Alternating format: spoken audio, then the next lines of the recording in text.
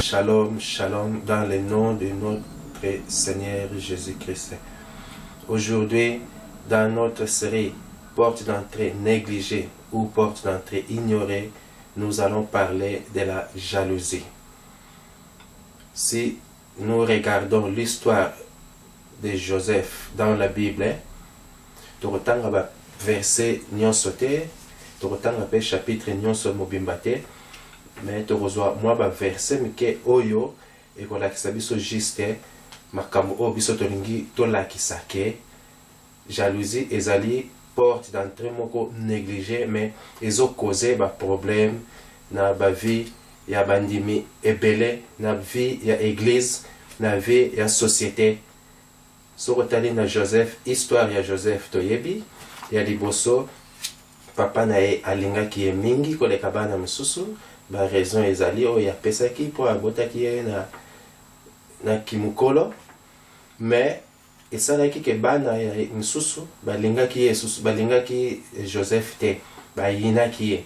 Wana okotala yango na chapitre 37 ya Genèse verset 4, et pas wapi bazoloba ke et que leur père l'aimait plus que tous et ils le prirent en haine. Il ne pouvait lui parler avec amitié. Bandeko na ye bakomaki na haine, bakokaki lisusu kozala na ye ndenge bazalaki te na bondeko te. Yango esalaki ke bakomaki a partir ya wana kokanela ye deja na motema, ezalaki juste pona elamba. Bon, soko kiti oke na verset 8, ses frères lui dirent: est-ce que tu régneras sur nous? Est-ce que tu nous gouverneras? Et ils les haïrent encore davantage. Encore davantage. Pour ba yina ki ye liboso, siko ba ye ko yina ye lisusu koleka. À cause de ses songes et à cause de ses paroles. Toza tangu Joseph azwaki ndoto ya liboso, songe ya liboso, amekaki ko expliquer yango pa ya bandeko na ye. Bandeko na ye basepelaki te, po ezalaki neti ke bamonaki yango ke alingaki kohumilie bango, ye arenie likolo na bango. Wana eza ndoto. Nalobi tozo expliquer histoire ya Joseph vraiment nyonso te, po tolingi tobimisa kaka ba point oyo biso toko traité na série na biso ya porte d'entrée négligée. So tokiti lisusu na verset 11. Ses frères eurent de l'envie contre lui, mais son père garda les souvenirs de ces choses. Totali na verset nyonso misatu na verset 4 bayinaki ye, ezalaki mpona bilamba, mpona robe oyo ya kitoko papa na ye asalaki ye. Na verset 8 baye koyina ye davantage, oyo ezalaki mpona ndoto ya liboso azwaki. Et na verset 11 envie ekotaki. Envie wana ezalaki mpona nini? Ndoto ya mibale oyo ayaki koloba lisusu, oyo ezalaki ke bandeko na ye nyonso, d'après explication, bandeko na ye nyonso bakokumbemela ye, parce alobaki amonaki betoile egumbameli ye, amonaki soleil, amonaki lune. Donc c'était juste eza mpona kocomprendre ke bandeko na ye bakogumbamela ye, papa na ye na mama na ye. Alors na ndoto ya mibale, même papa na ye azalaki su na esengo te na Joseph. Tolingi kokotela vraiment e place wana makasi mingi te, parce que histoire ya Joseph eza na ba révélation ebele, mais biso tolingi tobimisa partie na biso oyo tozo traité lelo na porte d'entrée négligée. Ya liboso tolobi bayinaki ye na verset 4, na verset 8 bayini davantage, et puis na verset 11 envie eyaki kokota. Soki toke na verset 18 totala sikoyo a partir ya makambo misatu tolobi liboso oyo eyaki nini eyaki koya na sima. A partir ya verset 18 sikoyo, verset 18, ils les virent de loin et avant qu'il fût près d'eux, ils complotèrent de le faire mourir. Moni kanda wana bazwaki, en wana bazwaki, envie wana bazwaki, etindaki bango sikoyo yango to bandi sikoyo na parti ya mibale donc ba 3 versets ya liboso tolakisaki ndenge nini bazwaki kanda mpona nini bazwaki kanda bandeko ya Joseph et puis partir oyo sikoyo tozolakisa kanda wana eloko nini esalaki kati na bango kanda wana yango ekomaki kobima sikoyo à partir ya verset 18 ils le virent de loin et avant qu'il fût près d'eux ils complotèrent de le faire mourir. Tant bamonaki Joseph azoya papa na bango atindaki Joseph comme d'habitude kende kotika bandeko no biloko epai bazalaki epai babokolaka banyama ntango bamonaki ye à partir ya makambo wana nyonso sikoyo bamoni ke occasion yango oyo to boma ye ndenge bandaki kodeside bamisusu balobi boboma ye ndeko na bango moko alingaki te mais to continue lisusu totala mosusu na verset 24 ils les prirent et les jetèrent dans la citerne. Cette citerne était vide.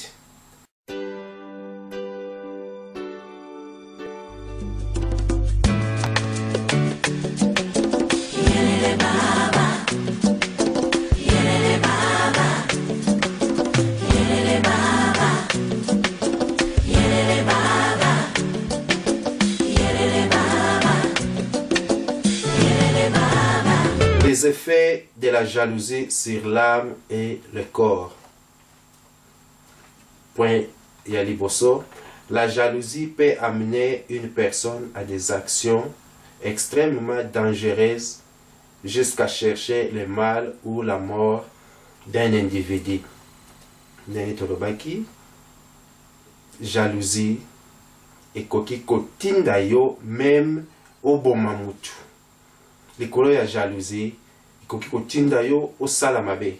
Likolo ya jalousie okoki kokoma bilobela contre mutu oyo yo ozoko jalouser. Deuxième point, même si elle ne vous conduit pas à attaquer les gens physiquement, mais avec des paroles venimeuses, des paroles qui piquent comme les scorpions, vous pouvez causer beaucoup de mal. La jalousie n'a qu'à Joseph Tomona qui par exemple bandeko na ye ba koma ki ba ataka ki même physiquement parce ba kanga ki ye ba boa ki ye na citerne da ki physiquement mais ezana ka ou tozo mona na vie ya lelo na société même si ou attaquer mutu physiquement te jalousie et ko kotinda yo obanda koloba makambo ya mabe contre mutu moko boye et puis maloba wana ou influencer batu mususu et kosala ke vie na yo ou so vie ya mutu wana est commis en danger et puis mutu wana tango akoyoka ngo revanche voilà jalousie et koki komema lisusu revanche pour ce qui est na revanche mutu oyo jalousé ye akokoma koluka revanche pour yepe attaquer osusu na côté na ye je crois na tiaki nyonso na se so totali na point ya misato l'envie et la jalousie engendrent la haine la colère qui peut même détruire votre propre vie. Envie, jalousie yango ebotaka kanda oyo ekoki même komema yo ekoki kotia vie na yo moko pe en danger. Monika ya Rachel, l'école ya jalousie a commis qu'on s'est décidé. Ce qui n'a pas bana te, malamu na kufa na ngai oleke na vivre sans bana. La jalousie, quatrième point, elle nourrit une personne des émotions destructives, de la colère et de la haine, au lieu de se contenter de ce qu'on a et d'être content pour le succès des autres. La jalousie ekotondisa yo ekopesa yo baposa oyo eza ba émotion oyo eza toujours kotonga makambo moko kati na yo makanisi moko oyo ya kobebisa makanisi moko ya mabe kati na yo pe soki ye komi ebele yo kolinga su succès ya bato te. C'est ça la jalousie. Moto aza ko progresser yo okomi ko envier ye envie wana tango koya ozoko envier tititi tellement ozana mote okomi koluka neti ke yo ozala nango ozomona ke ye te mutu fa azala nango ekotinda yo sikoyo obanda kokanisa mabe mpona ye ekotinda yo obanda kokomplote mpona moninga wana. Na Proverbe 27, Proverbe chapitre 27 verset 4 elobi na biso la fureur est cruelle à la colère impétueuse.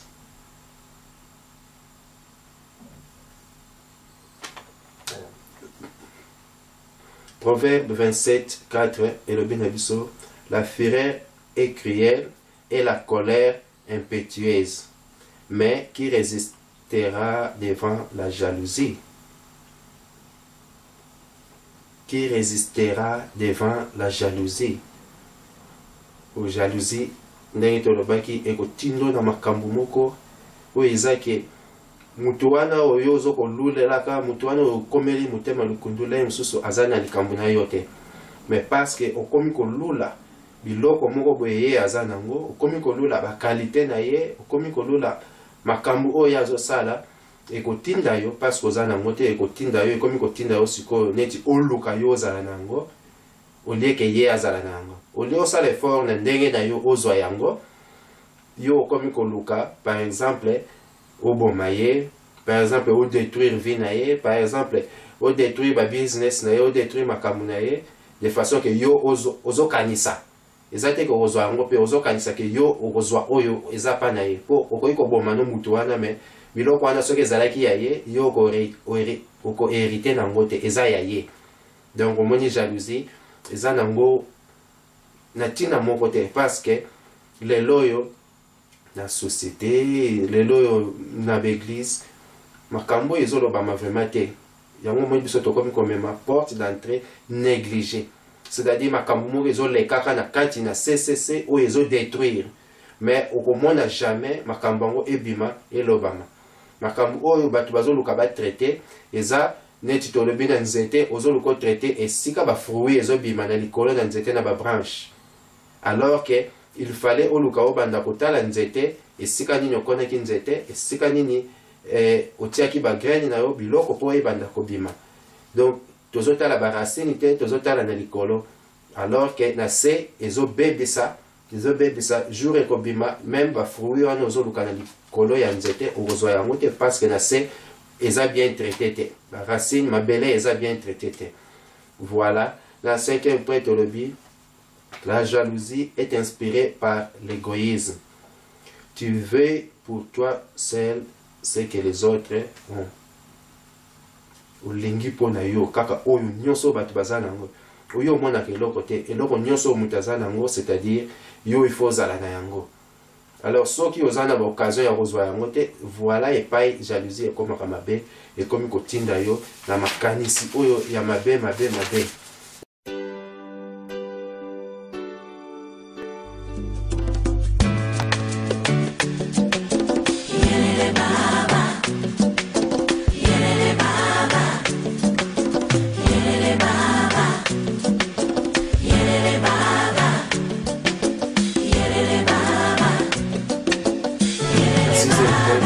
La jalousie est divisée et souvent elle divise des familles, elle divise des amis, parce que derrière elle, il y a un esprit négatif de compétition. Jalousie, la sima ya jalousie, pour mutu soko komi na jalousie, et loko ebanda ko pousser yo sikoyo, ebanda ko pousser jalousie wana sikoyo, okoma na point wana ya kosalaka ba makambo wana mabe. Eza esprit moko sima na yango, esprit wana eza négatif, esprit wana jamais ekoko tindo makambo malamu, esprit wana yango ekotinda yo na kanda, esprit wana yango ekotinda ekokoma kikanda wana, okomi kokandela baninga, okomi koluka mabe pona baninga. Voilà ba point quelques points na lobite ke eza nyonso mais quelques points ona mekaki na kangisa lelo pona komeka ko expliquer toyeba jalousie oyo tolingi tolobela lelo, parce que jalousie mosusu akolobana na Bible balobi Dieu est jaloux. Oui, Dieu est jaloux, mais toujours la jalousie oyo eza négatif parce que ezoko détruire na société, ezoko détruire yango nde tolingi tolobela eza négligé lelo, négligé na société, négligé na ba église. alors que makambo wana ezosalama. Donc oyo eza première partie tozokomeka koexplike kaka jalousie, tokokota jalousie na baka nyonso na ka ya société na ka ya église oyo tolobi déjà eza en général. Dans Proverbe 6, 34, balobi na biso, Bible lobi na biso, car la jalousie met un homme en fureur et il est sans pitié au jour de la vengeance.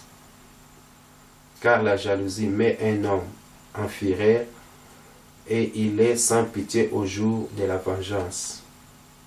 Proverbe 6, verset 34. Car la jalousie met un homme en fureur et il est sans pitié au jour de la vengeance. Kolo ya jalousie mutakukoma na kanda moko ya kosakana te ya koleka. Pe na tangu wana akozasu na mawate. Yango na lobaki na mutu oyo azana jalousie contre muninga na mutu oyo bazoko kanela. Soki mutu wana ayebi ke muninga wana aza jaloux, ye pa koluka vengeance.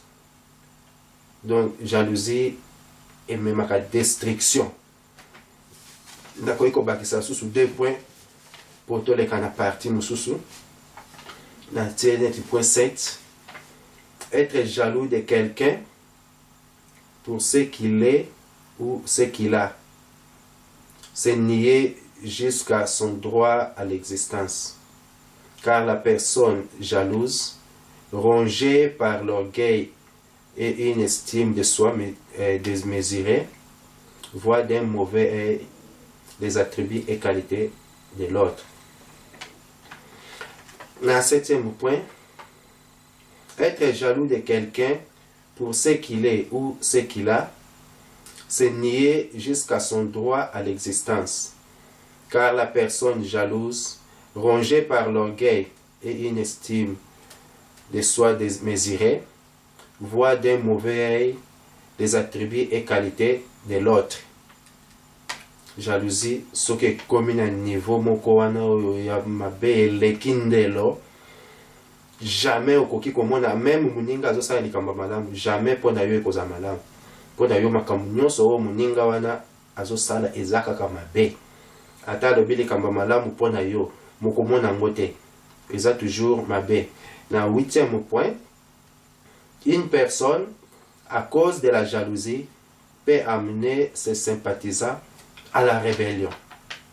Mutu moko boye poye aza na jalousie contre mutu mususu akoki komema batu nyonso baza autour na ye, batu nyonso basepelaka na ye na rébellion. Baka tozomona par exemple na l'église lelo likolo ya jalousie ya mutu moko azwi batu nyonso baza na ye po basololaka na ye bien, akangisi bango babimi église bakei kobanda pe oyo ya bango église. Donc nalobi te ke bato bazobima bayokende sala l'église eza kaka mpona jalousie, non. Nalobi bien nazoka insister ka na biso tozotraite awa eza ka ya jalousie, ka moko négligé na société, ka moko négligé na église, mais ezokose batort ebele na bavie ya bato. Donc tozokolobela bapoint nyonso te oyo bato bazokimela baeglise, tolobeli te bato bakimi église baka nyonso bato bakimela église oyo bato ka nyonso bato bakenda kosala église eza jalousie, non. Tolobi bien eza ka moko oyo biso tozwi parce que ezoconcerne biso na sujet ya lelo yango tolobeli yango. Donc baka mosusu wana tolobeli te, tolobeli ka oyo ya jalousie oyo ezoconcerne biso na sujet ya lelo. Ndenge toyebi Lucifer azalaki pene na Nzambe. Lucifer boyebi ndenge toyebi biso nyonso azalaki grand chantre de l'Éternel. Lucifer azalaki kokamba pe ba ange mususu. Mais le premier jaloux du monde ezalaki nde Lucifer. Likolo ya jalousie abandaki ko envier position ya Nzambe, abandaki ko envier esika Nzambe azalaki.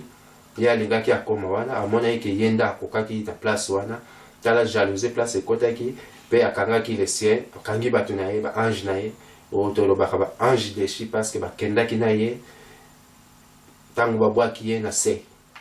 Donc premier mutu oyo amontaki jalousie wana na monde ezali Lucifer.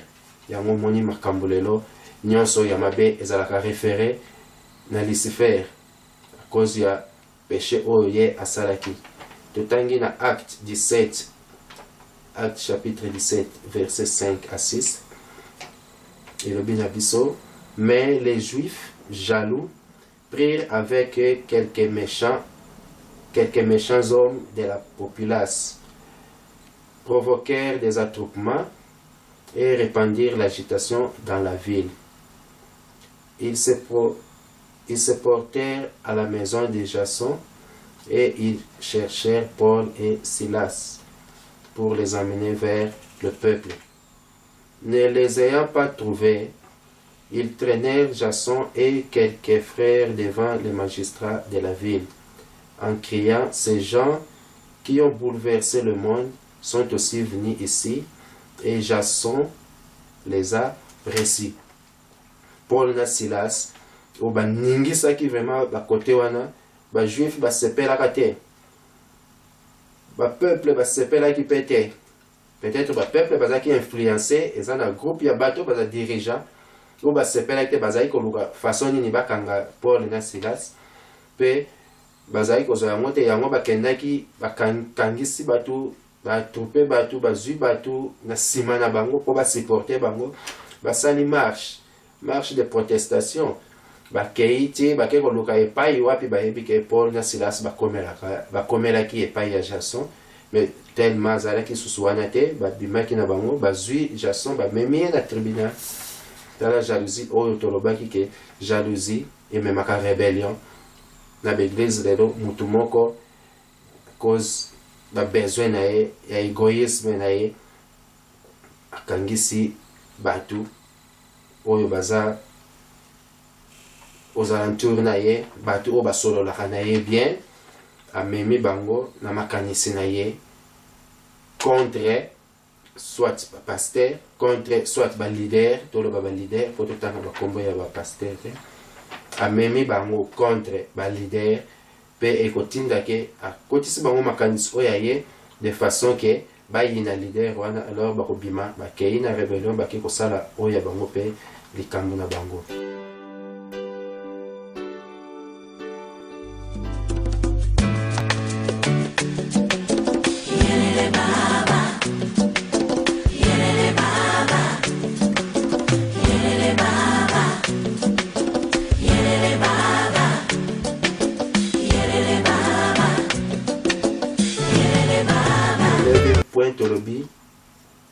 La jalousie peut amener la personne enviée à une attitude diamétralement opposée aux sentiments et actions de son adversaire.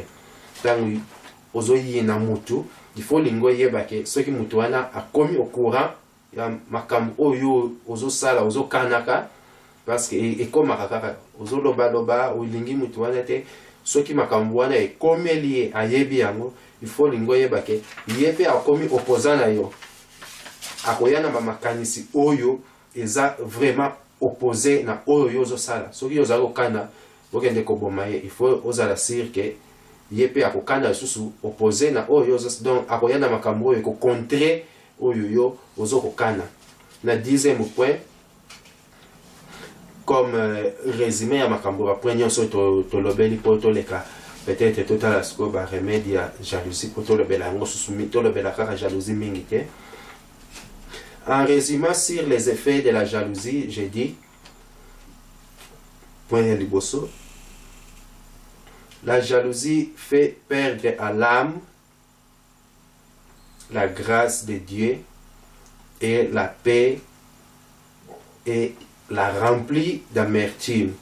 Jalousie okubungisa ngolu na nzambe likolo ya jalousie, okubungisa kimia likolo ya jalousie, pe mutema na yo ekotondama vraiment na koyina okukoma muto ya yina kanayika kabatu na makasi nyonso. Elle plonge l'âme dans une profonde tristesse. Jalousie ekomema yo ekomema mutema na yo ekomema makanisi na yo na mawa moko ya ndenge mosusu. Elle la replie sur elle-même et lui fait broyer du noir. Elle la rend toute négative.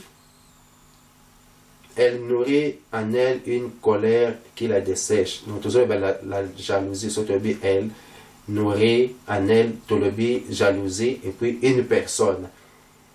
Elle allume au fond du cœur des bas sentiments, des rancines, des haines, des vengeances qui ne s'assouvissent qu'en détruisant la réputation d'autrui et parfois aboutissent à une inimité mortelle.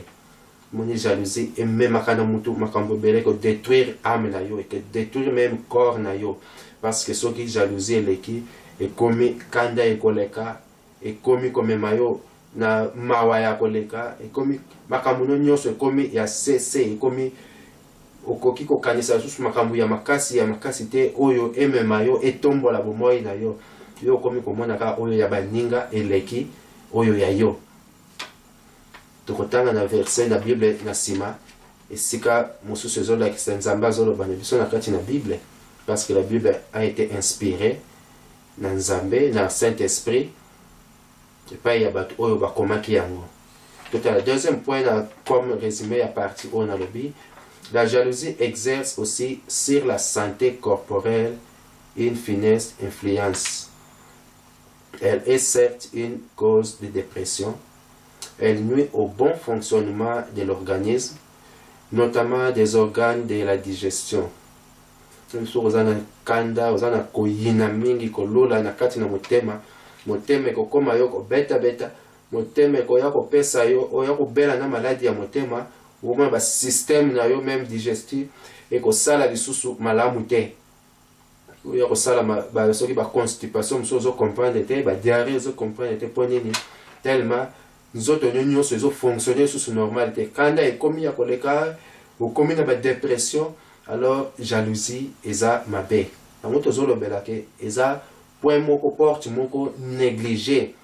Po ekoki ko mema destruction na nzoto na yo, ekoki ko mema destruction na âme na yo, na vie na yo mobimbe bebi likolo ya jalousie mais utiaki yango kate ke jalousie mutu ekoki ko mema yo pe tie na ba point wana okoma kosala makambo wana nyonso. Voilà biloko tozobengaka porte d'entrée négligée. Na biloko yo ezo pesa occasion na destruction ya bato, ezo pesa occasion na diable aya ko agir na ba vie na biso pour détruire ba vie na biso, mais biloko yango to bosana yango ou bien to ignora yango. Pas que tu kobosana yango tozo ko utiliser terme négligé parce que to négliger yango to yebi na biso bien que likambo ezaka mabe mais de négliger yango et comment nango na vie normale et comment nango habitude. Job chapitre 5 verset 2. Rien ne fait plus de tort à la santé du corps que l'envie et la colère. La santé ya nzoto et loko yo kozaka vraiment bakambo mabe mingi na santé ya nzoto. Alobi soki ezali envie na colère te. Mais tolobi jalousie comme mona ba colère. Donc la Bible mingi romona ke baso ke utiliser envie na jalousie otozo kangisa ezo neti eloko moko. Proverbe 14 verset 30. Un cœur calme est la vie du corps, mais l'envie est la carie des os. Motema oyo ya kimia ezali bomoi ya nzoto. Mais l'envie ou bien jalousie ezali carie. Carie o tobi carie neti obenga carie o tobela kana minu obeli na minu carie et détruire minu na yo. Siko carie ya mikuwa oyo ko détruire mikuwa na yo.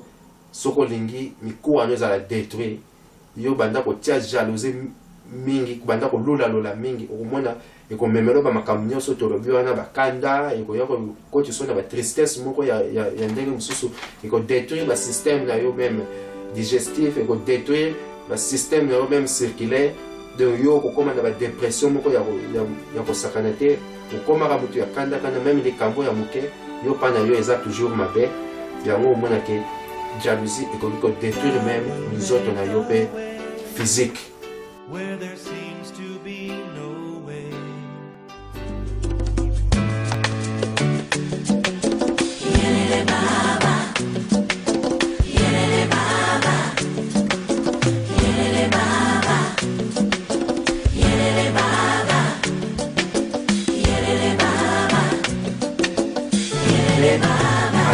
jalousie. Voici les principaux remèdes à la jalousie. Point liboso, la méditation de la parole de Dieu. La Sainte Écriture nous livre les remèdes donnés par Dieu pour guérir les maladies de l'âme.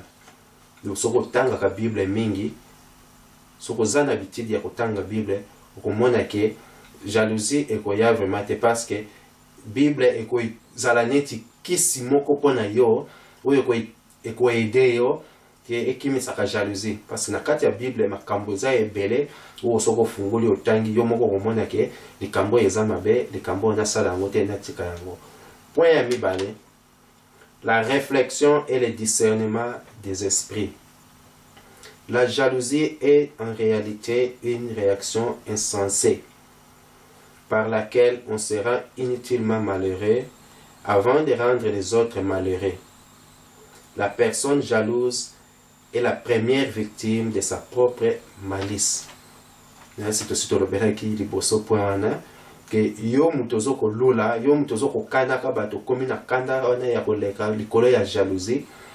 D'abord ozo détruire nzoto na yo moko ndenge tolobi na likolo awa que physiquement, moralement oko détruire nzoto na yo moko ko biloko wana yo zo luka.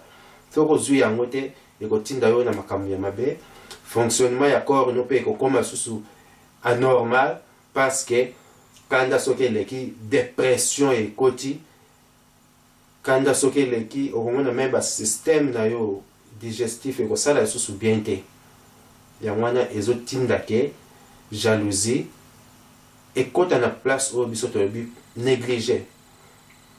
Point mususu ya misatu, l'honnêteté et la vérité. La jalousie se fonde sur les mensonges qu'on se dit d'abord à soi-même et elle s'en nourrit. Moni jalousie ndeki tolobaki ekoki kotinda mutu par exemple azui groupe ya bato oyo bazalaka na ye bapire na ye oyo basololaka na ye bien akotisi bango makanisi oyo ya ye azokanisa contre mutu moko boye po bato wana bayina mpe mutu wana ye akozwa avantage amemi bato wana na rébellion. Donc ba mensonge wana oyo ye azokokotisa ekobanda kotondisa ye ekotondisa ye ti ekomema ye na point wana oyo ya komema meme bato na rébellion. Donc lokuta ekoya su na sima ya jalousie. Donc jalousie ezomema makambo ebele. Point ya mine, quatrième point, l'humilité. Une âme vraiment humble ne saurait être jalouse. Muto yazana humilité akoki jamais kozala na jalousie na baninga. Yoza muto mikiti sakana yo. Eloko nyonso bato basali ondimaka na yo, eloko nyonso bato basali okumisaka na yo, opesaka Nzambe merci pona yango. Donc oza pe mutu ya kimia. So kozana mutu lolaka na yo te, kolola okomi na point oyo ke okoki kolola eloko parce que olingi yo pe ozala na yango, mais kolola te mema yo na point oyo ndenge na lobaki ke okomi kolola ememi yo na motema mabe, motema likundu. C'est la jalousie. C'est l'orgueil qui lui fait concevoir le désir d'être préféré aux autres, ou encore d'obtenir le premier rang dans l'estime de quelqu'un en repoussant toute personne rivale. To yo kolinga kaka yo, eza kaka yo makambo nyonso eza yo. Kolinga susu bato mosusu te, ba position ezala yo, mituka ezala yo, bandako ezala yo, soki baninga bazwi basali ya bango osepelaka te. Eza malamu te. Cinquième point, la charité à l'égard du prochain. Toujours le besoin de remède à jalousie. Donc, cinquième point, la charité à l'égard du prochain. La jalousie profondément enracinée dans l'égoïsme blesse premièrement et directement la charité à l'égard du prochain. Ce qui est jalousie et l'équimakasi, kozanga même bolingo na baninga na yo. Kozanga bolingo na batu yango etindi tolobaki liboso ke jalousie par exemple kaya ba Joseph bolingo ezalaki lisusu te likolo ya jalousie ba sa complotaki contre ndeko na bango likolo ya jalousie ba tekaki ndeko na bango. Donc jalousie esilisaka même bolingo oyo oza nango na bato mpe okomi kokanisela mutu makambo ya mabe. L'acceptance au succès des autres va augmenter votre capacité de réjouissance. Soki yo sepelaka mpona bato, soki moninga azwi sepela, ebalobaka moninga abali sepela, moninga azwi sepela, ekomatisa esengo na yo. Pe a partir ya esengo na yo, monike soki oza mutu ya esengo, oza mutu ya kimia, ozala na facilité, ozala na capacité ya koluka na ndenge na yo. Mais soki oza mutu ozala toujours na jalousie, ekokotisa ba pensée négative, ekokotisa ekotia yo down. Donc yo ozala mutu moko makambo nyonso omonaka mabe, makambo nyonso ekomi ya kanda na kanda. Na Ephésiens 4:32 totangi: soyez bons les uns envers les autres, compatissants, vous pardonnant réciproquement comme Dieu vous a pardonné en Christ. C'est ma clair. Ephésiens 4:32. Soyez bons les uns envers les autres, compatissants, vous pardonnant réciproquement comme Dieu vous a pardonné en Christ. Soko tie oyo en pratique, yo za malamu na baninga na ndimite ke okoma na niveau ya jalousie. Yo limbisaka baninga na ndimite ke okoma na niveau ya koyina baninga, parce que Dieu a pardonné biso na Christ. Biso pe toza recommandé ya kosala ngo envers baninga na biso, envers autrui. Na 6e point, cultiver la joie. Bien pire que la nuit de la sédie, la jalousie est une tristesse déprimante. Cette tristesse qui torture l'âme et ne lui donne aucun repos. Comme l'âme peut renaître à une authentique charité, elle peut aussi recouvrir la joie spirituelle. La jalousie peut détruire même l'âme na yo. Kotiso na mawa moko ya ndenge mususu.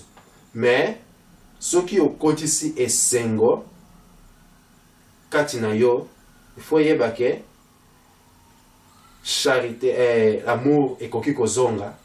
Soki ozongisi esengo kati na yo, komema yo na esengo moko même spirituellement. Donc la jalousie eko détruire, mais soki obandi ko appliquer ce comme ba remède lo bato lobaki, okotisi esengo kati na yo, olongoli makambo bilula lula wana oyo ke me makona mutema wana olingi kaka nyonso yo ememi ekotiseli égoïsme, okomona esengo ozala mutu ya esengo banda ko vivre bien na batu pe. La cure de la jalousie, c'est premièrement être reconnaissant et contentez-vous de ce que vous avez au lieu de se focaliser sur ce que vous n'avez pas. La cure de la jalousie, c'est premièrement être reconnaissant et contentez-vous de ce que vous avez au lieu de se focaliser sur ce que vous n'avez pas. Cure ya jalousie. Vous allez voir solution munene pona bomoi ya mutu. Ndima oyo zanango, ndima o nzambe apesi yo, ba capacité, ba talent na yo, ndenge ezaleli, ndima yango, ndenge yango epesameli yo. Where there seems to be no way. Yelele baba, yelele baba, yelele baba, yelele baba, yelele baba, yelele baba. Jalousie dans l'église. Jalousie et kota na kati ya église. Ndenge na baki bosoto bandai ko loba toujours en général. Jalousie na société, jalousie na kati ya église, jalousie na bebisika to sala partout. Donc eza jalousie kaka jalousie. Mais na kati ya église, soki to koti na kati ya église, na premier point na lobi boy. Lorsque Caïn vit que Dieu préféra l'offrande d'Abel à la sienne, il se sentit rejeté et en conçut de la jalousie, au point de tuer son frère. Tangu Caïn. Komaka kanda wana ya koboma ndeko na ye ezalaka mpona jalousie. Mais soki totali yango bien, jalousie wana Caïn abomelaki ndeko na ye, Abel asalaki Caïn nini? Donc il faut mona derrière la jalousie eza na esprit moko diabolique oyo epusaka ke mutu asala mabe ndenge to définir tosali tolobi ba makambo nyonso wana liboso. Donc derrière la jalousie eza na esprit moko yango na lobi a tokoti siko na kaya ya église. Derrière la jalousie eza na esprit moko diabolique oyo kopuse yo osala mabe, oyo kopuse yo oboma même bato. Tala kaya Caïn. Caïn abomi ndeko na ye Abel. Abel amemaki offrande nepa ya Nzambe, ye pa memaki oya ye. Eza Nzambe nde mutu adesidaki oyo akozwa na oyo akozwa te. Abel asalaki nini? Caïn abomi Abel. Donc eza l'esprit moko diabolique ezalaki sima ya Caïn oyo etindaki Caïn à se révolter contre Nzambe. Caïn abomaki Abel asalaki eloko te, Abel azalaki na innocent. Donc elingi koloba Caïn azalaki na kanda contre Nzambe po Nzambe nde mutu a rejetaki offrande na ye. Moni jalousie makambo ekomema biso po na kati ya église tango oza jaloux na muninga, jalousie wana ya muninga ezate ke oza kaka jalousie na leader na yo par exemple. Le leader wana soki eza Nzambe mutatiaki ye wana a diriger bato, a diriger peuple ya Nzambe comme brebis ya bana na Nzambe nyonso wana. Yo memi jalousie osala rébellion, obimisa bato, okende na bango parce que ye azo réussir, parce que ye azo sala boye, ye azo zwa. Alors jalousie wana Nzambe mutapesi, Nzambe mutatie na position wana.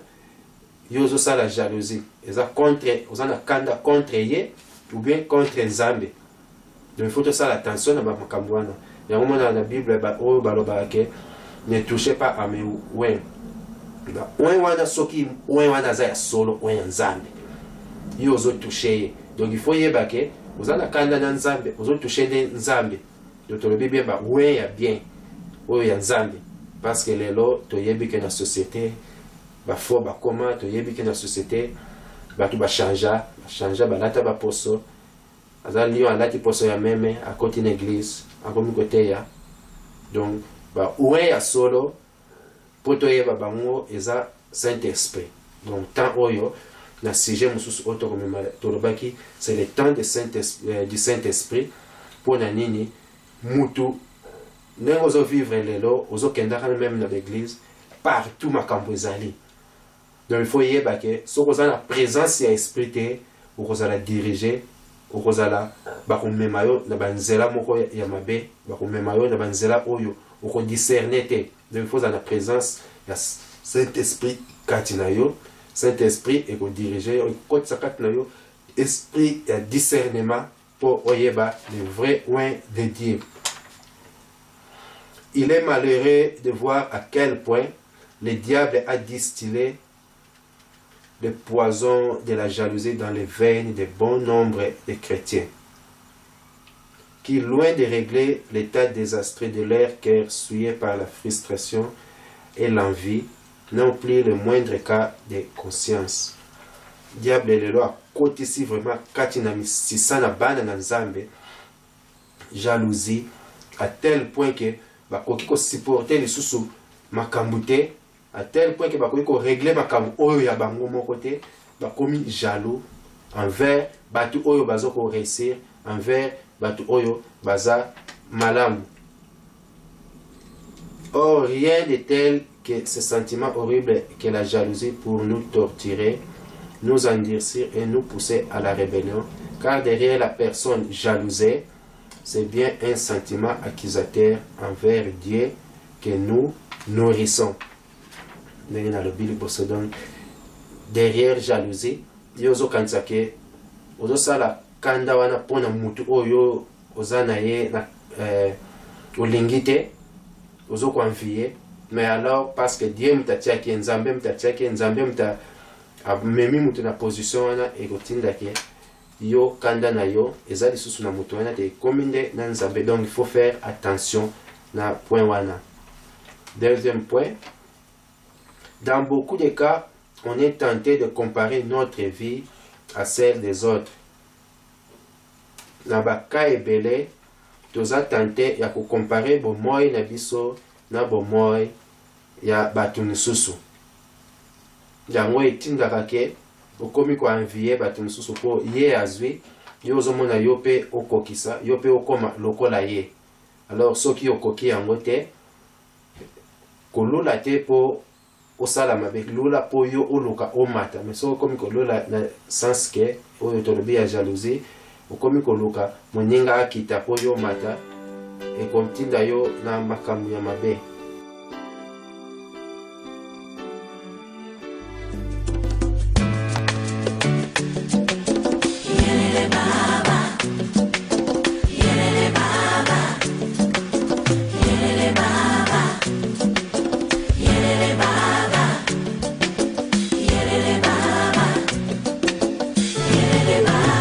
Dans beaucoup de cas, on est tenté de comparer notre vie à celle des autres.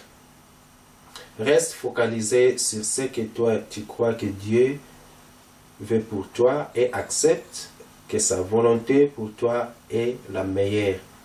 Nzambe, comme Bible lobi, asala ba plan ya kitoko pona biso, asala ba plan ya mabete. Donc yo fondima yango ke oyo Nzambe apesi yo na moment oyo za nango, ba circonstance na yo eza malamu parce que oza mwana na Nzambe, oza sire ke ba plan Nzambe asala ki pona yo eza ya mabete. Du oyo oza nango la wana se contenter na yango, focaliser na makambu oyo ya yo oleke o focaliser otia makanisi na yo toujours na oyo baninga baza nango bazozwa oyo bazozwa te wana etali yo te. Donc otali na Bible na Jean 21 tout en 19 à 22 pour te comprendre madame. Il dit cela pour indiquer par quelle mort Pierre glorifierait Dieu.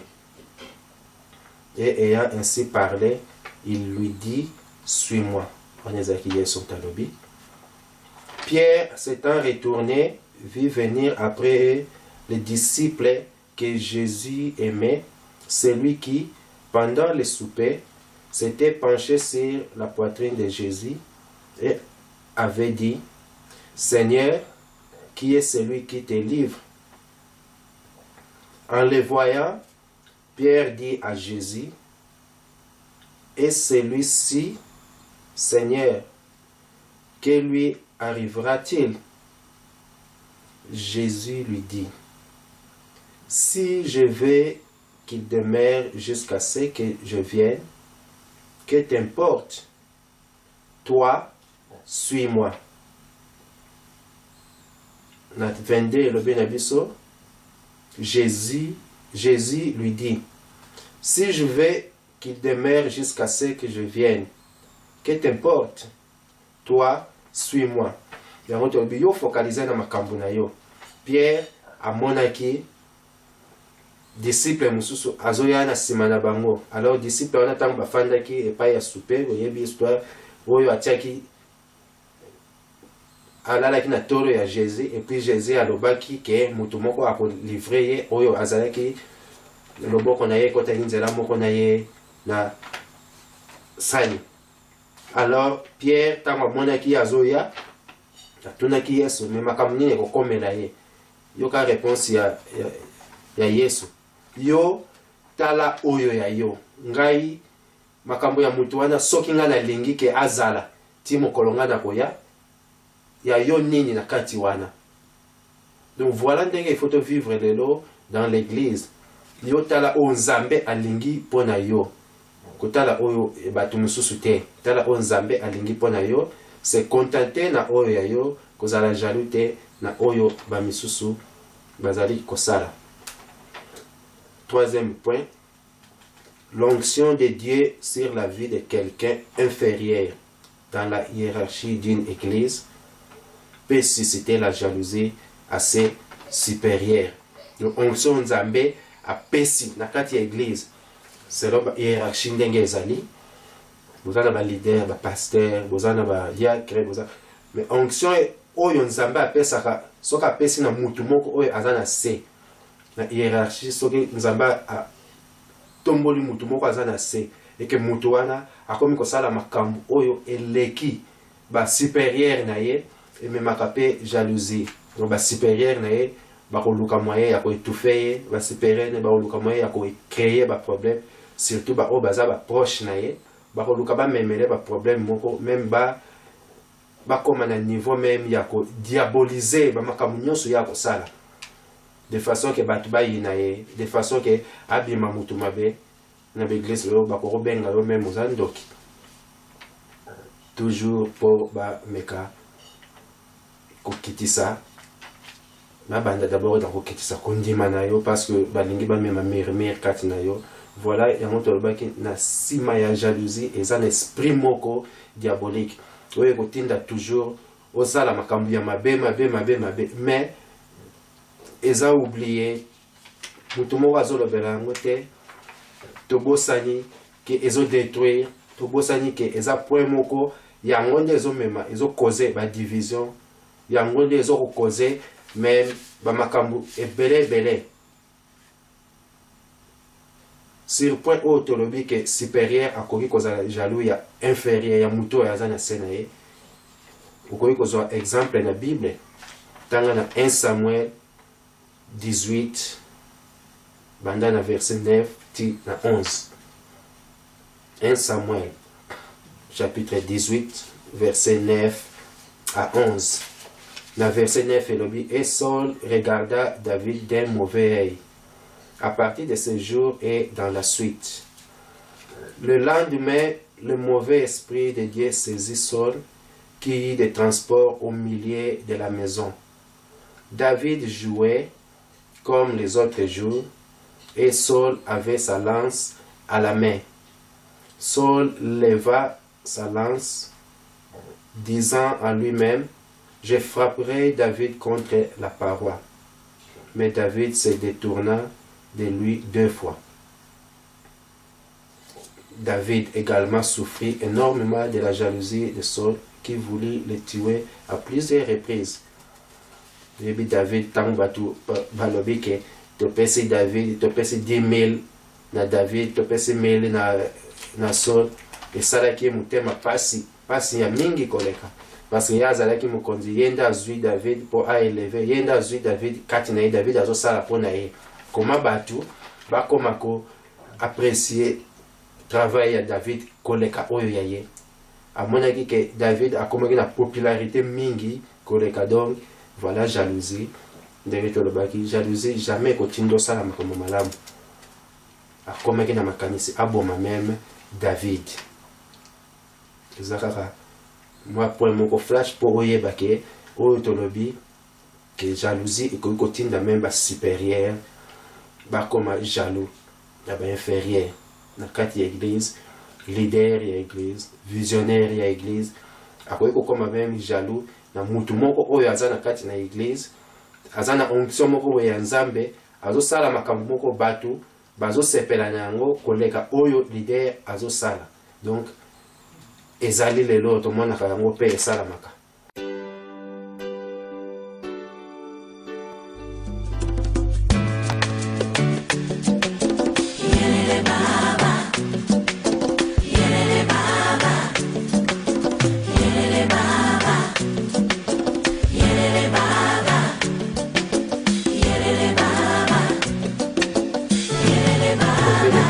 Aujourd'hui, tuent avec leurs langues, mordent avec leurs dents, et la salive na bango ils ont noyé même bateau. Ou Nzambe a te onction na li kolona bango. Donc na kati l'église, soko koti lelo komona matongi ezali bato oyo baza ba proche par exemple na leader. Bato baza ba proche na ba visionnaire bango bakoma koyina bato o mususu alors batiaka bakal ezana kati ya l'église ezosalema bakotia bakal de façon que bino ba misusu wana même si ozana onction banda ko diaboliser makambo na bino nyonso de façon que bo poussa na pene ya visionnaire de façon que ayeba bino te ayeba makambo ni ya malambo sa arrêter makambo ya bino e bando bima mabe epai na ye. Donc na kati ya église minoko ya batu ezotinda batu baloba makambo ya mabe, ezotinda batu bakoma ba jaloux na batu misusu. Alors jalousie wana parce que tolobaki jalousie ekokimisa gloire ya Nzambe na bomoi na yo. Yo soko kotisi déjà jalousie wana, il faut yeba ke onction oyo eza pa ya batu misusu okosepela na yango te po epai na yo Saint-Esprit ezosala lisusu te. Na quatrième point, aujourd'hui nous vivons une époque où la confusion et les conflits se généralisent dans la société, dans la famille et dans l'église. Les divisions se sont multipliées pour diverses raisons, pas glorieuses du tout, même si elles sont d'ordre doctrinal.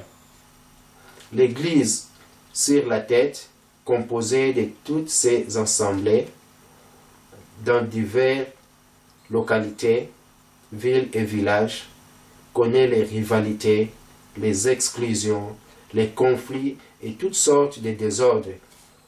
Animés d'un esprit charnel, les chrétiens ont laissé l'orgueil et le mauvais sentiment se développer en eux.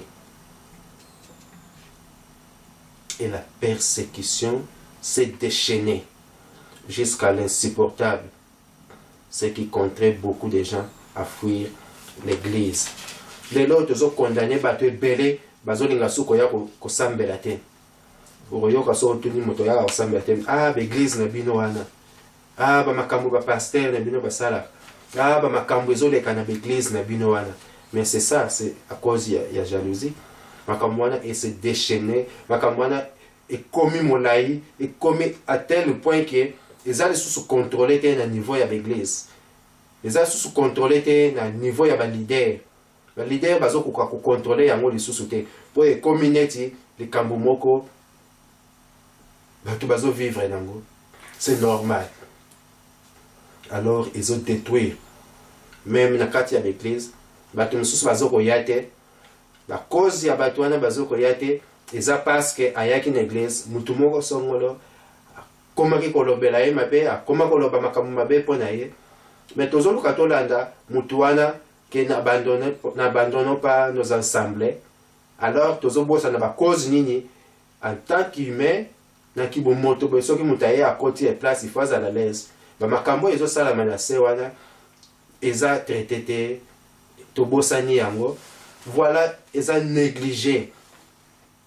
La porte d'entrée négligée. Oh, ezo sala ke diable a profité à côté si ba division na kati ya l'église. Au kendelo na l'église moi ba groupe skill moko beza na kati ya l'église. Groupe wana soki mutu moko aza na groupe mususu asali likambo moko ke mutu ya groupe A alingi ete. Donc batu nyonso ya groupe A ba komi contre batu ya groupe B. Jalousie ekokota kuna ba tiraillement ekoti na niveau moko même pasteur ayebite. Et c'est grave parce que les même anciens, même diacre, batu nyonso bazo sala tout autour ya pasteur, bazaza na ba groupe skill wana. Alors comme bazana influence et pas ya pasteur, et lo nini osalema makambo ezo le kana kati ya ba ya ensemble bango bazana possibilité, bazana facilité ya ko mema yango rapide et pas ya pasteur selon version na bango. Moni esika batu mususu bakomi ba victime ya makambo ba yebite. Pasteur akoyoka o ba diacre bazolo ba o ba ancien bazolo ba parce que bango nde baza prena ye alors que makambo eza ndenge mususu na sekuna. Batu wana so baza jaloux, bakolinga te mutu mususu a progresser, bakolinga te mutu mususu a poussana. So mutu mo aza ya likambo même na point où mutu azosala makambo ya malamu pona église parce que mutu wana aza na onction moko boye. Mutu wana akoyi kosambela par exemple pona mutu mususu abiki pe soki bango bayoki kaka ke mutu wana asalaki likambo moko boye bakotourner yango. Voilà ba œuvre ya diable ndenge ekoti même na milieu ya bana na Nzambe. Des faits à qui en parler sans être jugé. Nos églises ne sont pas ou très peu fixées sur ces questions comme sur tant d'autres et ignorent les douleurs muettes vécues par beaucoup. De ce fait, à qui en parler sans être jugé? Nos églises, de ce fait, à qui en parler sans être jugé? Nos églises ne sont pas ou très peu fixées sur ces questions comme certains d'autres et ignorent les douleurs muettes vécues par beaucoup. Kambwano izoleka nakati bato ebele bazosouffrir na l'église lelo aza na occasion te ya kosola na pasteur aza na occasion te ya koloba makambo na ye epai ya bato parce que bancien baza badiacre baza bazotiaka bakale eza na l'église et c'est vrai, c'est réel. Barolinga te opusana pene ya mosali na nzambe alors bato oyo baza étouffé na modèle oyo bato oyo bazali négligé na modèle oyo suka bakokima babimi bake mais soki babimi bakei cause ya bato oyo babimeli bakei eza traité te tozo kotala baverse toluka tomema bango bek tomema bango bazonga na église mais cause oyo bango bakendelaki eza traité te makambo wana ezoleka na kati na église.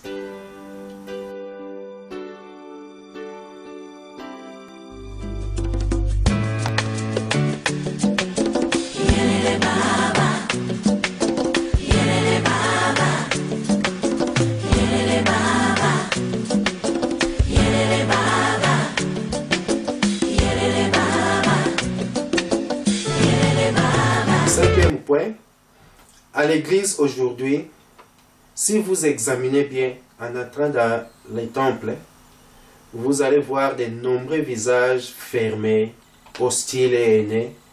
Souvent, ce sont des anciens ou des femmes d'anciens. Surtout les anciens,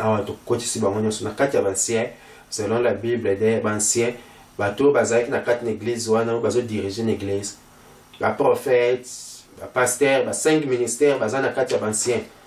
To bakisi siko to tie susu parce que toujours bien na kati ya église communauté nyonso ensemble nyonso to bakisi ba diacre to bakisi ba to protocole to tie ba to nyonso po bango nde na kati ya église il faut ba la kesa biso bolingo tango tozo ya na église mais tango to komi na église to ko remarquer batu oyo kutu bafandi na bino na kati ya ensemble bazane sengo koleka par exemple bato protocole bayambaka batu mususu azana elongine ekangama makambo na utaki na mwana ndaku yo mwana ya nzambe mobimba uzaki na ba problème na ndaku omemi yango te na église batu bakomi ko remarquer que muto lelo aza bien te alors que point de contact ya batu tango baye na kati ya église ya liboso za surtout bino batu ya ba protocole bo kota na kati batu bakoti na kati ya assemblée batu bakomi ko ya na église ba diacre bancien mususu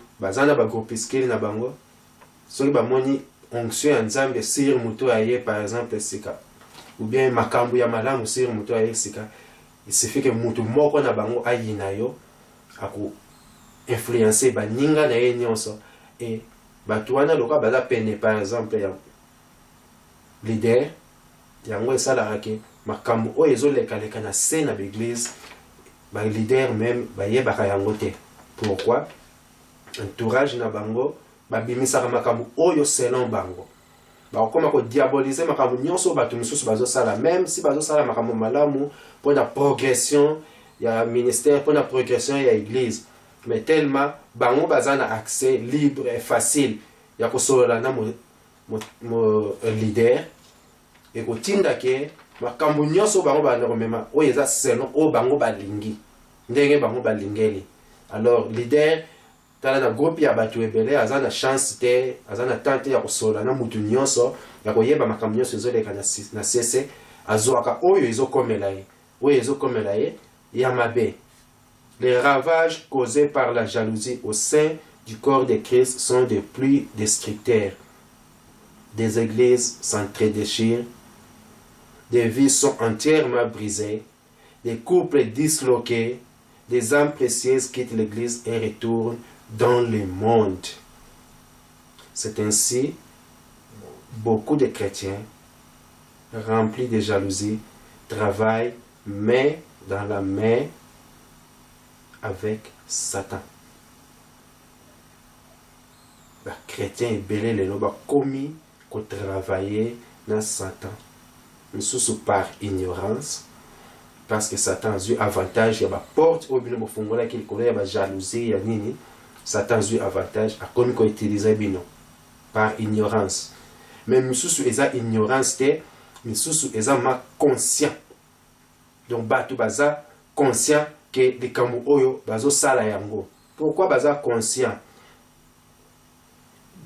Sokozui Ézéchiel 8, tanga banda 1 tina 18.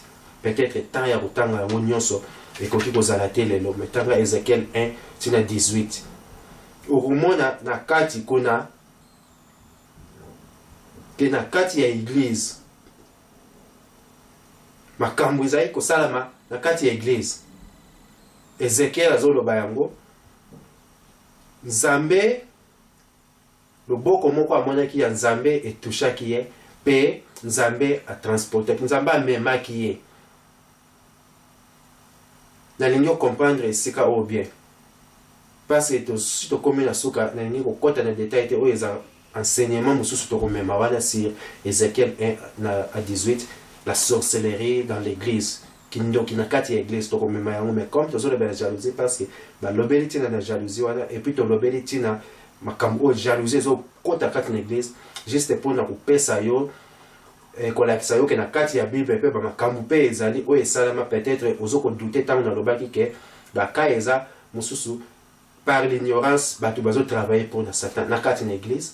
Mais mosusu eza baza conscient yebi ke tozotravaille mpona Satan. Mais na kati ya église gloire ya Nzambe eza na kati ya église, batravaille ya Satan mpe baza na kati ya église. So tangi na Ézéchiel 8 1 à 18.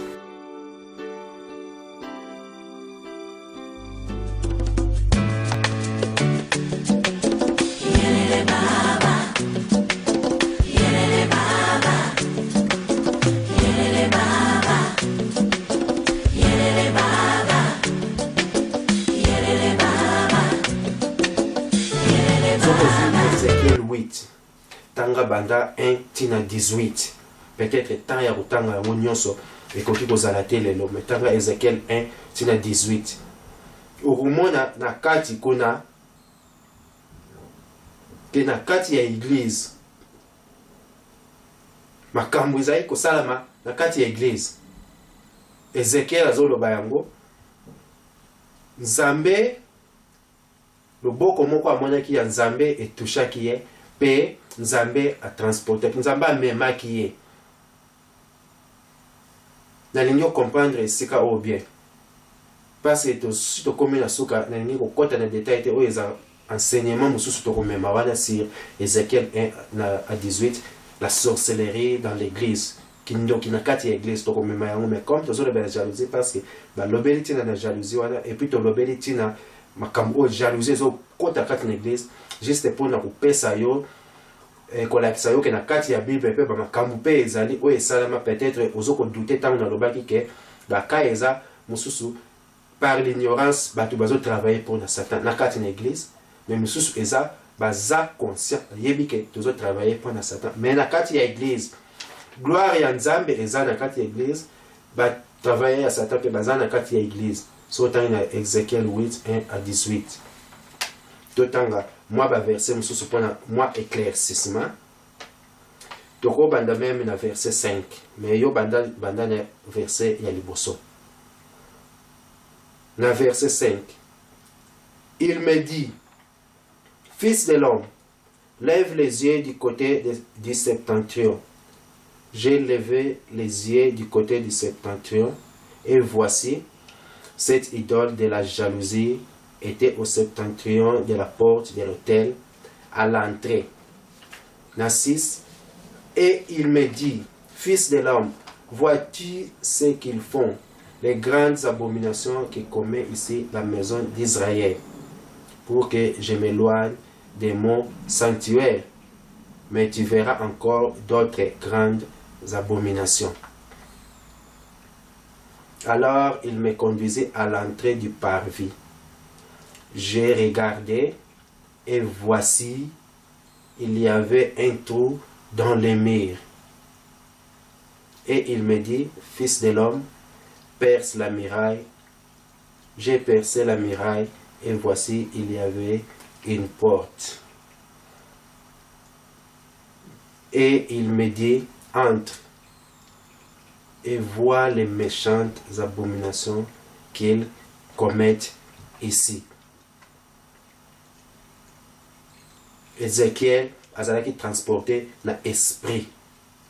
Il faut comprendre yango bien.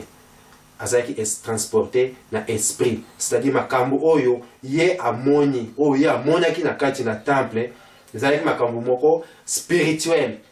Juste pour te dire que na kati na l'église lelo tango zokota, omoni mo ba biloko mike mike wana ba groupuscule, kosalaka presse ya okende kokotaka mo ba groupuscule ya modèle wana te, o ba zosalaka ba jalousie, o ba zosalaka ba groupe na bango mike mike po ba meka koyina baninga ba misusu ba groupe ya mamantongi ba nini na vie réelle boye ezomonana ke tozosala restore na vie réelle boye ezomonana ke bato wana baza na bango soki bato ya moziki na kati na église mais na spirituel oyebi makambo nini elekaka balobi Ézéchiel ntango esprit ememaki ye ekende komona dans les ténèbres na molili makambo molili ezali makambo ya Satan ntango bamemi ya mwana na molili makambo esalamaka na molili na kati ya temple banani basalaka yango totanga na verset 10 j'entrai et j'ai regardé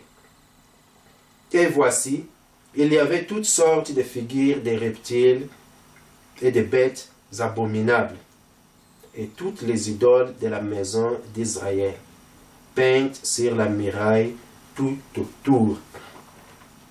Donc ba idole nyonso ya Israël na ba bête abominable oyebi na Bible scorpion, serpent, ba reptile wana nyonso ba bête abominable. Mais tant Ézéchiel a koti na kati na place ba koti saki na esprit tozoloba yango bien amoni mire ya temple ezalaki na ba peinture wana nyonso ba bête abominable ezalaki na ba idole oyo ya ba israélite nyonso na kati kuna elingi koloba ke tanga na verset 11 70 hommes des anciens de la maison d'Israël au milieu desquels était Zazania fils de Shaphan se tenait devant ses idoles chacun l'encensoir à la main et il se levait une épaisse nuée d'essence. Na kati ya temple Ézéchiel amoni ndenge nini 70 hommes des anciens de la maison d'Israël. Yo soto koti na kati ya église lelo ndenge na lobaki ba ancien, ba diacre, ba prophète, ba apôtre, ba évangéliste na kati ya bato wana oyo na vie réelle boye Ézéchiel ayebi amonaka bango travaillaka na kati ya temple bayaka kosambela bayaka koluwe Dieu mais na butu na ténèbre yo oyebi makambo nini elekaka te soko omoni na kati ya église na kati ya assemblée mwa ba groupe wana mike mike eza oyo bazalaka toujours contre makambo malamu il faut obenga molimo alakisa yo.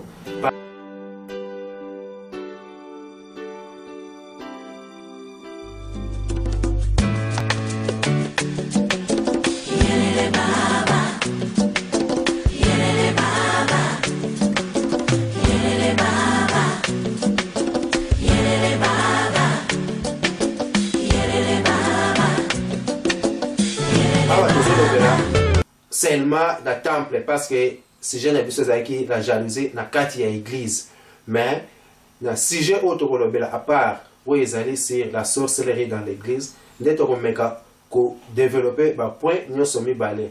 Premier point où ils allaient par exemple to comparer modèle ya temple na yo mutu donc tous en a parvis les saints les très saints na corps na peut tous en a corps tous en a âme et puis tous en esprit.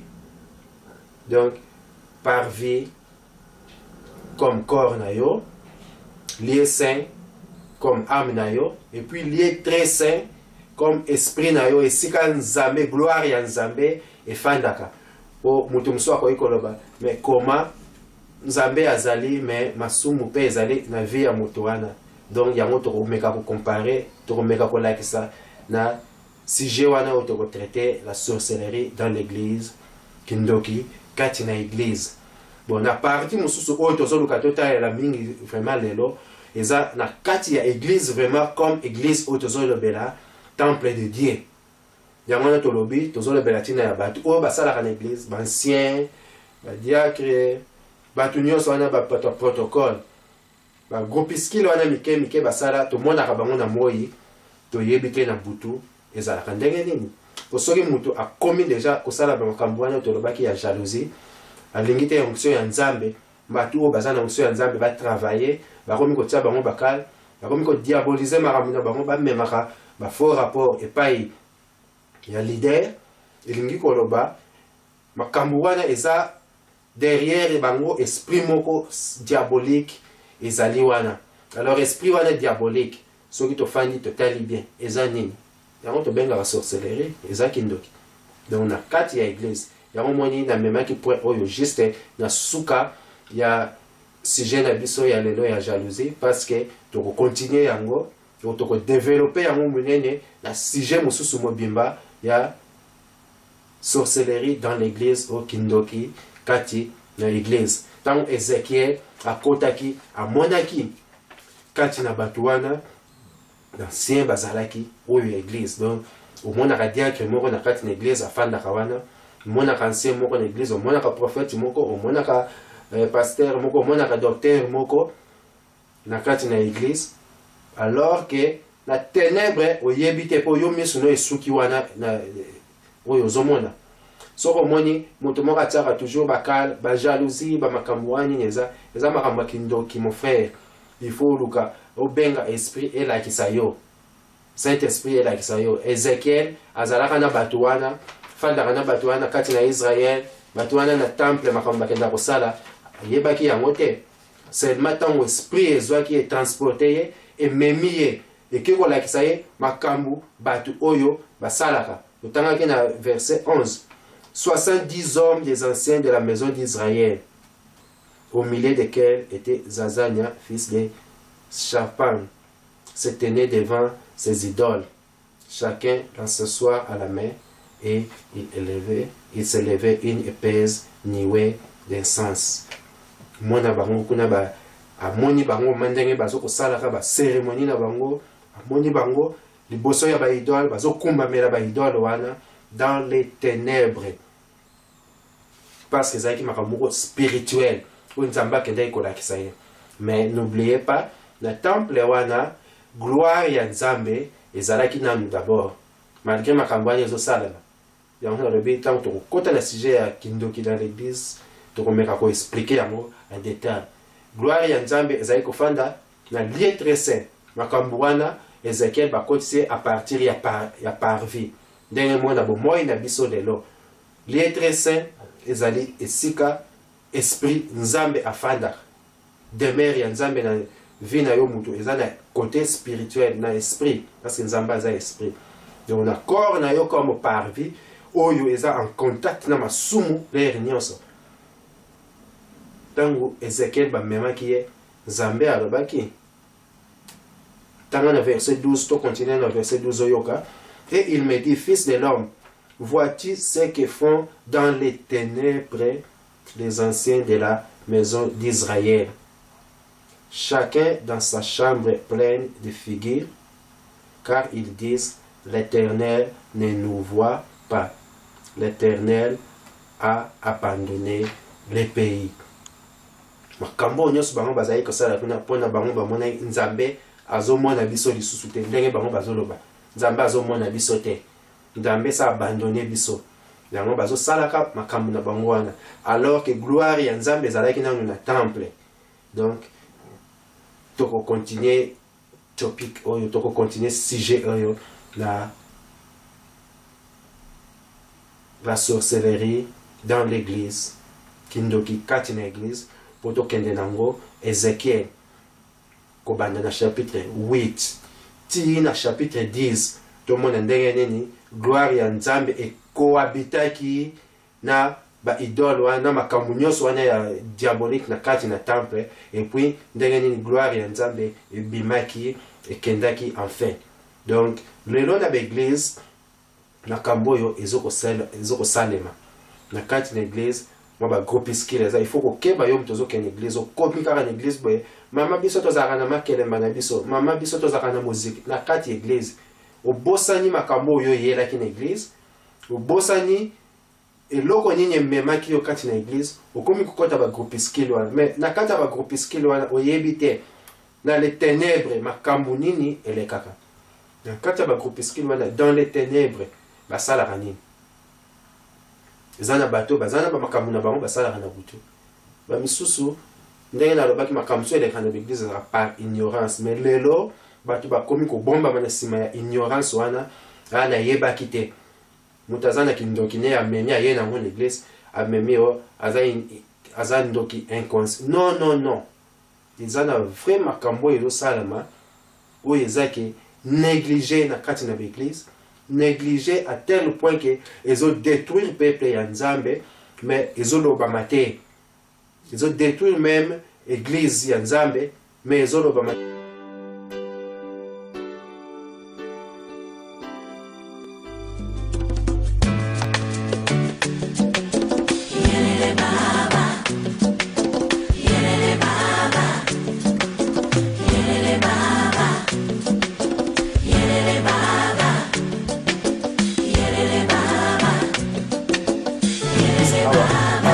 comme église locale mais église universelle.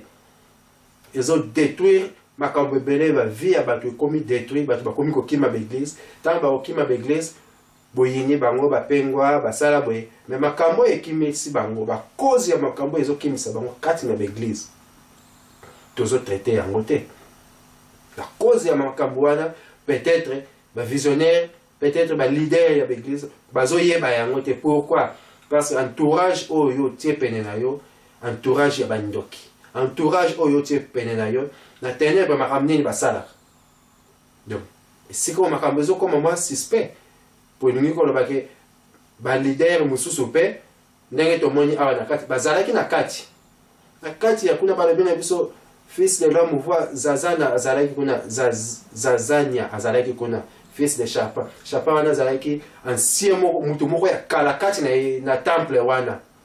Oyo bakoki kondima teke mutu wana famille na ye bia bana ne bakoki kokende na mabunga ya modèle wana ko adorer ba idole wana. Mais azalaki na kati ya 70 personnes oyo Ezekiel amonaki na temple bazoko sala ba abomination wana bazoko adorer ba idole wana bazoko adorer ba bête abominable quand il y a temple ya Nzambe ndeto kolobela makambo wana na sima. Alors na l'église le losoko kei il faut ça la keba benga molimo mosantu ela kisayo benga to komi na tamoko ya mabe oyo banganga ba se déguiser ba komi ba pasteur ba komi ba prophète surtout ba prophète parce que le loto zomona ba système comme mutu yo fandi awa na poto po ba yebi soka ke pasteur moko na kin pasteur moko na Afrique ye soka lobelio makamuno ekendaka correct makamuno erosale mandenge batu bakoma ko benga okuta na bandako batu musuba carte o etondi fandi wana po batu ba benga ba pasteur ba lobela ka bango makambu à partir ya kin ba prophète mais oyebite mutu wana koma du prophète ndenge nini makambu nini mutu wana sala po ayeba vina yo alobela kayo pozana ba prophète pe awa na kati penye pa yo fandi mais yo kenda kozo oyo ya musika wana makambo wana balobela ko est-ce que eutaka pa ya Nzambe. Donc il faut tout ça très attention parce que le diable sera pesi à droite à récupérer côté à gauche. Alors pesa yo pour un temps yo moni que ozu bien makambo bongi a yebisio fiti a yebiso makambo e komi bien sans oublier que azo préparer mukola roya ko récupérer et kozala mawa pona yo. Donc bandeko ba o bazana l'église bandeko ba o yamba biso na l'église na ba protocole ba ancien ba nini. Il faut faire attention parce que quand il y a bien le but que batuana bazama be mais toujours quand il y a batuana izana batu oyo dans les ténèbres to yebi misala na bango basala raté et là les autres tinda biso to le bela boy parce que oyo tozomona na vie réelle makambo bazosala koyina bato yo moto oza censé ozala wana mpona koguide bato yo nde omemaka makambo mabe ya lokota epai ya leader. Donc ezolakisa ke même si bolingi toloba bakombo wana te tobomba bakombo mais eza sorcellerie balolango na lingala eza nini eza kindoki. Mpona koconclure naloba mingi te na sujet oyo ya Ezekiel loka nalobi tokolobela yango na sujet moko mobimba vraiment yango moko kaka kobanda na Ezekiel 8 ti na Ezekiel 10 par exemple ou 11 tokokende même ti na Ezekiel 11 po tolakisa ndenge nini makambo ya kindoki esalamaka bato oyo toza na bango tozomona bango bato na moi boye na butu makambo nini basalaka oyo biso toyebi te. Justement c'est le temps ya koluka molimo mosantu invoque l'Éternel, invoque le Saint-Esprit et dirige yo efanda kati na yo po oyeba epai ozokende moto akopropose yo likambo na kati na église yo kanti lokola aza frère sœur na kati église omoni kaka eza malamu. Non, il faut Saint-Esprit elobela yo kozalaka na bitiedi te ozwi likambo na yo olotaki bandoto na yo nini omemi mbangu na église omemi mbangu soki ancien soki nani tosolaka ne bien ayebisa yo. Faites attention bazoyibaka bachansi ya bato bazoyibaka betoile ya bato baza wana na kati église ntango tozopesa bango confiance tozokende tozoloba makambo na biso bazokozwa ndenge nalobaki na kati na église bato bakomi kotravailler main dans la main na diable na satan. Mais tobosani yango tonéglige bamakambo wana nyonso tolingi te balobela bakombo mosusu ekomi loka batabu sorcellerie kindoki ekomi tabu ntango ozokomisa yango tabu diable azwi avantage autilize yango mpo adétruire bavie ya bato kati na église. Nasukisa awa natangi mpona kosukisa. Soyez tous des mêmes sentiments, sympathisants, fraternels, compatissants, humbles, ne rendant pas mal pour mal, ou outrage pour outrage, mais au contraire bénissant, parce que nous avions été appelés à ceci. Makamto benga minango kati na ngomba na Nzambe kati na bomoi na biso ba Kristo ezali yango wana koyina te zala motema malamu salaka malamu kozongisa mabe na mabete. Psaume 34 verset 12 na 16. Car celui qui veut aimer la vie et voir de heureux jours, qu'il garde sa langue de mal et ses lèvres de proférer la fraude. Qu'il se détourne du mal et qu'il fasse le bien, qu'il cherche la paix et qu'il la poursuive. Car les yeux du Seigneur sont sur les justes et ses oreilles sont tournées vers leurs supplications. Mais la face du Seigneur est contre ceux qui font le mal. Que Dieu nous bénisse. Amen.